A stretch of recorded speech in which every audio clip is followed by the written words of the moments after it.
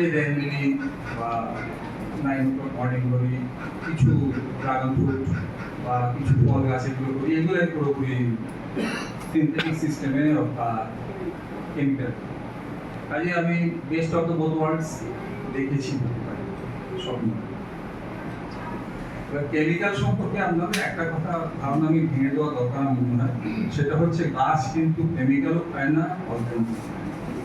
গাছ কতগুলো ion exchange করে পায়, এইসব খেয়াল সেটাকে আপনি যেভাবে দিতে পারেন, আপনি অর্গানিকে দিতে পারেন, কেমিক্যালও দিতে পারেন, বা দুটো মিশিয়েও দিতে পারেন, কিছু অসুবিধা নেই। কিন্তু আপনাকে জানতে হবে কি করছেন।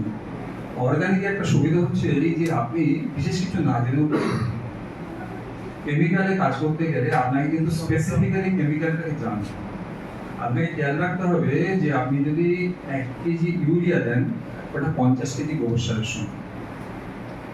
1 কেজি ইউরিয়ার 49% যদি আপনি ইউরিয়া ধরে নেন, নাইট্রোজেন, গোবর সারে যদি 1% ধরে নেন, তাহলে অঙ্কটা মোটামুটি এরকম।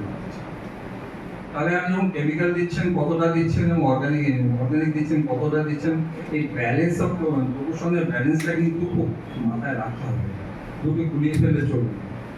আমি 1 চামচ দিই, গোবর সার দিই, তাহলে 1 চামচ ইউরিয়া দিলাম, আকাশ পাতাল প্রথম কথাটা হচ্ছে। সেকেন্ডলি, কেমিক্যাল নিয়ে কাজ করতে গেলে আপনাকে যেটা ভালো ভাবতে হবে যে কম্প্যাটিবিলিটি, সাযুজ্য, বাংলা করলে দাঁড়াবে সাযুজ্য বা বন্ধুত্ব, এটাকে বলতে